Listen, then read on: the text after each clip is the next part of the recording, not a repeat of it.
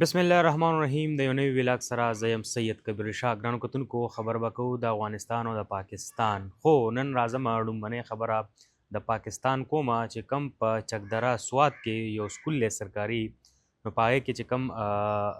افغانیان سټوډنټانو غیر قانوني نو هغه 438 سټوډنټانو چې کم هغې ته پرنسپل په خپلو لاسونو باندې سرټیفیکیټ ورکړ او د سکول نه رخصت کړ لږ به راشم دا خبره به لږه مخکې بوځم چې کوم د سکول پرنسپل دی هغه ډېر زیات خفه و هغه دغه وینا کوله چې زه دغه ماشومان د سکول نه لرې کوم او دې ته سرټیفیکیټ ورکوم نو دا داسې ده لکه چې د چمن نه څوک ګل وشوکوي او لړی کړي نو هغې بل دا هم ظاهره کړه چې دغه سټوډنټان ډېر زیات قابل و زموږ سره یې ډېر زیات وخت تېر کړو په دغه سکول کې او ورسره چې کوم دی نو دې سره سره چې کوم دی نو هغه ډېر زیات تکړه هم وو او دا یې هم ویل چې که زموږ به د سپورټس ګالا وه یا دې سره چې کوم زموږ نور داسې د کلاس مطلب منیټرنګ و یا سو په هغې کې چې کوم زموږ د افغانیان وروڼه نو ډېر زیات تکړه وو بل هغې د خپل خفګان اظهار کړی دی پرنسپل چې په کار دغه ده چې څنګه دی په پاکستان کې تعلیم حاصلوي لګیا دی او موږ ورسره ډېر په مینه محبت او دی هم موږ سره په جی جان کې خبرې کړې دي نو په کار دغه ده که دی خپل ملک افغانستان ته واپس یو کې او لاړ شي نو هلته دې هم دې ته داسې تعلیم جاري وساتلی شي او داسې مینه محبت دې وله ورکړلی شي په کار خو همدغه ده خو 438 سټوډنټان ډېر کافي شی دي چې هغه کم په چکدره سوات کې وو په یو سرکاري سکول کې نو یقینا چې داسې به په ډېرو سکولونو کې په خیبر پښتونخوا کې به هم وي او هغې ته به هم دغه سرټیفیکیټ یې ورکړلی شوي د سکول نه بیا لرې کړي خو کم هغه د پرنسپل هغه خبرې چې وې نو هغه داسې دردناکه وې هغې همدغه ظاهروله چې لکه مطلب موږ هم خفه یو خو چونکې دا د ریاست خبرې دي دې کې مونږ څه نشو کولی که مونږ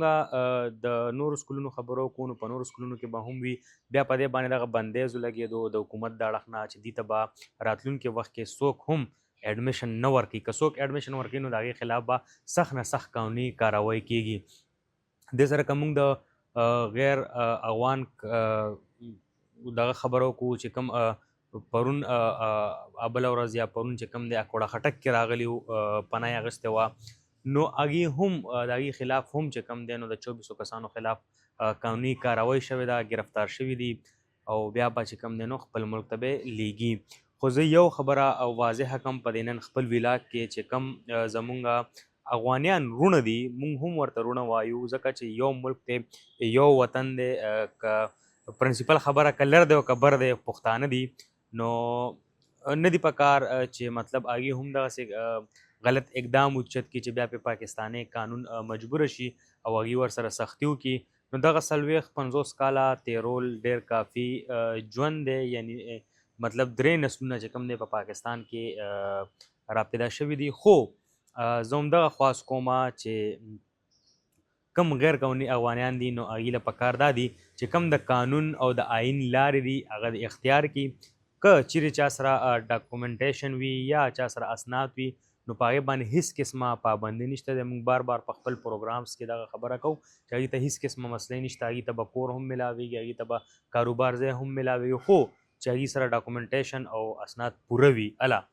که څوک غیر قانوني افغانیان نو هغې د اوس دغه سوچ نه کوي چې ګینې داسې مخکې موږ ته نور هم تاریخونه راکړي دي موږ ته به څه داسې قسمه مسلې مسایل نه خو اوس در دې دمه موږ ګورو چې اول خو په خیبر پښتونخوا کې داسې قسمه سختي نه وه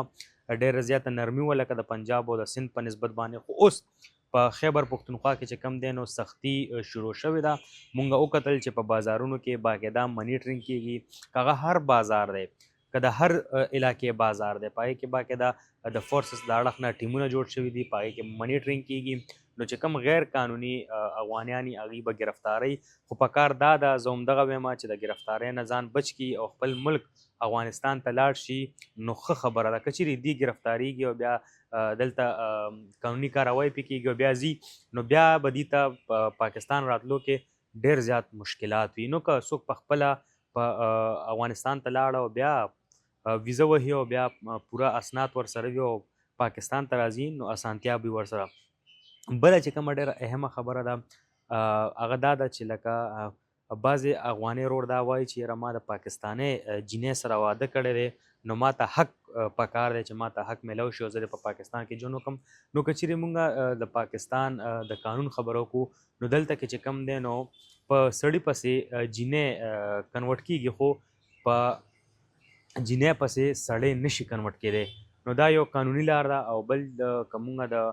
تجارت خبرو وکړو نو تجارت متاثره دی او زمونږ که پاکستان دی او که افغانستان دی نو یو دم دا سوچ نه کوي که نقصان چې کم دی نو پاکستان ډېر زیات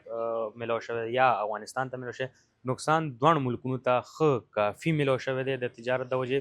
او د بارډر خبره کوو نو بارډر یقینا چې در دې قسمه هیڅ داسې قسمه خبر مخې ته نه راځي چې موږ وګورو چې بارډر به نن یا سبا کې کولو شي ځکه چې اوازه نشته دی. مخکې به بیا هم دغه خبره مخې ته راله چې یاره ناستې کېږي خبره کېږي خو در دې دمه پورې هېڅ قسمه ناستې نشته دی او نه څه خبره شته دی. نو دا ټول سچویشن موږ په نن ولاګ کې تاسو ته مخې ته کېښودو. خو چې کوم د سټوډنټانو خبره ده نو یقینا چې د سړي زړه ډېر زیات خفه شي او دغه سټوډنټان که زه تاسو ته د پرنسپل هغه خبرې مخې ته کېدم نو هغه ډېر زیات خفه و په دې باندې چې لکه حالانکه د یو سرکاري سکول پرنسپل و په سوات چکدره کې خو هغه همدغه خبره وکړه چې 438 کسان یعنی 438 کسان چې کم دی نو هغه دغه سکول نه سرټیفیکیټ ورته ورکړلی شوی او د دغه سکول نه بهر کړه. نو دا یقینا چې ډېر زور ورکوي او هغه استاد لا چې لکه دومره وخت یې ورسره سټوډنټانو تیر کړي او دغه عزت یې استاد له ورکړی نو یقینا دغه استاد به هم ورپسې ډېر زیات خفه وي. ګرانو کتونکو دا به زموږ نننی ولاګ در بل ولاګ پورې ما ته او زما ټیم ته راکړئ اجازت د لوی الله په امان.